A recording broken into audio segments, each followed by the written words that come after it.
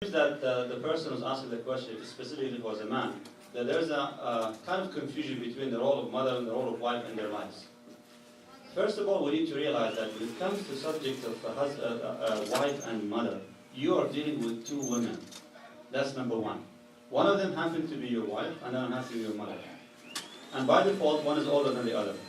So therefore, you're dealing with two women, but if you treat them equally, you're going to be messing up your life.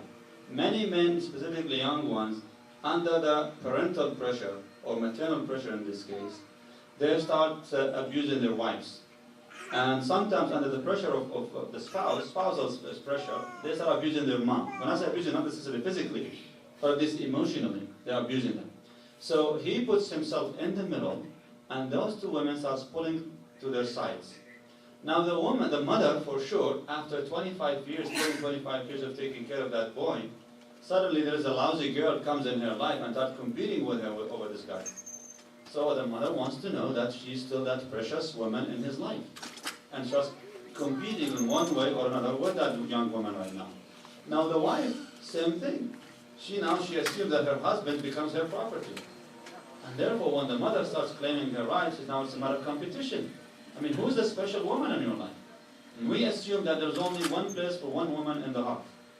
So therefore, we get into this conflict. The easy way to do it is to realize and understand that these two women have two different roles and positions in your life. If this is a mother, you treat her like a mother. This is a wife, should be treated as a wife. If you treat your mom so special as a mother, your wife is not going to actually have a problem with that. And if you treat your wife so special as a wife, your mother will not going to have a problem with this. But the problem is if you start treating your mother so special until your wife becomes jealous from your mom, that becomes a problem.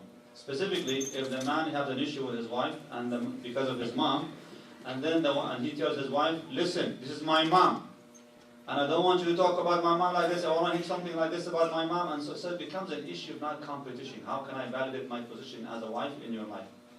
The best way of doing it, if something happens between these two women, a man should become a very smart diplomat. You try to listen to your mom as your mother, and give her the assurance, because that's what she wants, that you love her as a mother, and you will take care of the things inshallah ta'ala for her. And if your wife starts complaining, you same thing, you give her the assurance. And then inshallah ta'ala that she's your wife, and you give her assurance for this, and you will take care of things for them. Once both parties are happy that you listen to them, there won't be any conflict. The problem is if you try to solve their problems. If you try to solve your mom's problem with your wife, and your wife's problem with your mom, that becomes a problem. But if it's a matter of you listening to your mom, give her the understanding, and your wife, and give it understanding and support, inshallah, both will be happy, I hope, in Allah Azza wa Jalla. Of course, I'm fortunate I'm giving secrets for my wife, and to all our wives as well. But I hope, inshallah ta'ala, this is something, and we have to be delicate and careful on how to handle these issues. Now the question is, who has more right over the man versus the woman? Is it the mother or the wife? There is no doubt, the mother. The Prophet ﷺ says, Ummuk, thumma ummuk, thumma ummuk. 3 times he said your mother, and then he said your father, not even your wife. As for the wife, the Prophet ﷺ made it clear, it's the husband.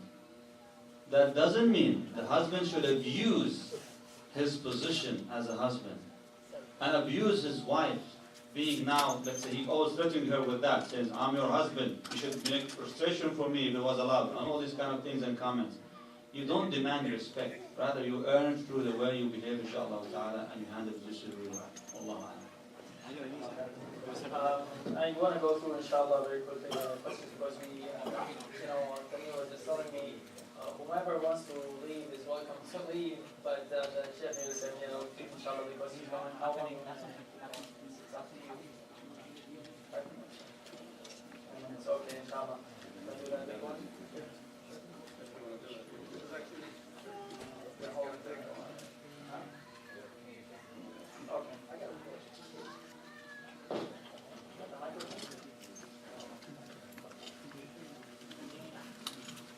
It says, Bismillah ar-Rahman ar-Rahim.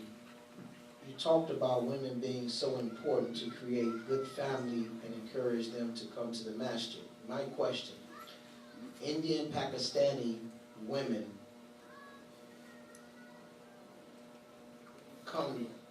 women and Pakistani women come to the masjid, or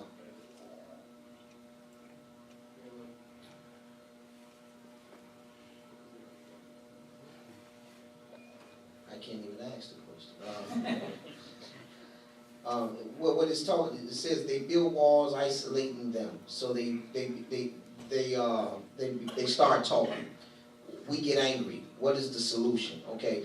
Now, what's interesting is that this is a different dynamic with the African American community. We don't have that as a problem. When there's a lecture going on or whatever, it's complete silence. I've noticed, though, in my other communities that there's a tendency, a lot of talking among the sisters.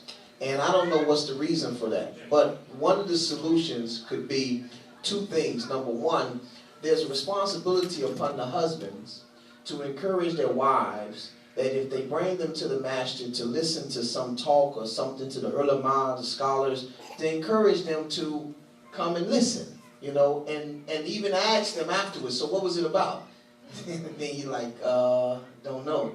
You know, so you was one of the ones that was talking, you know. So therefore, you have to encourage them to listen to the talk, like the Eid. Wallahi, man, sometimes you go to the Eid and you just can't hear anything of the Imam giving the khutbah.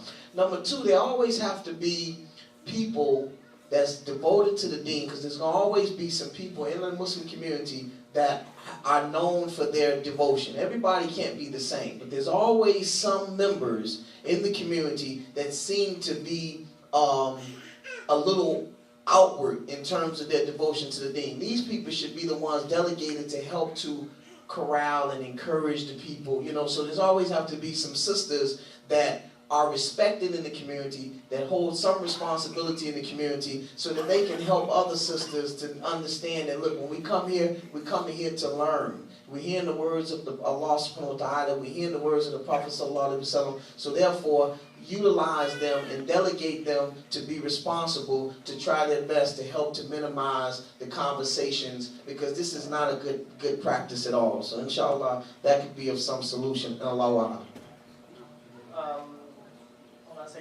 I'm going to just give you, I have a few questions that can be answered with a quick yes and no, inshallah.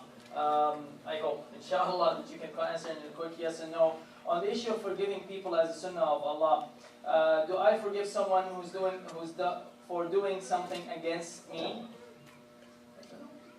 Against someone else? Against a command of Allah? First of all, against you, yes, you have the option. Allah subhanahu wa ta'ala gave you the option to retaliate or forgive. And if you forgive, it's better for you. That's one thing. If it was against other people, no, that's not your haqq to forgive them, because that's the haqq of the one who's been transgressed against. But you have the haqq and you have the right to stop the person from being transgressor against that individual. Now, against Allah subhanahu wa ta'ala, you don't forgive on behalf of Allah azza wa jalla. You can go and give a person a nasiha, amr ma'ruf and nahy anil munkar. Because if someone is committing a sin, you have to stop them if you can. If not, say it. If you cannot, keep it in your heart at least. Allah. Very quickly, what about tarku salah? Tarku salah. If you have a responsibility over that individual, like being a parent of a child, then you have to order them. Husband with a wife, you have also to make sure maintaining that there's no forgiveness over here. But if you have done your part, and then they are not doing what they're supposed to be doing as being adults right now, then you did your part. Alhamdulillah Rabbil Alameen. Do you forgive them for that? That they're still not praying? We don't say that you do forgive in this case, but you can still be persistent.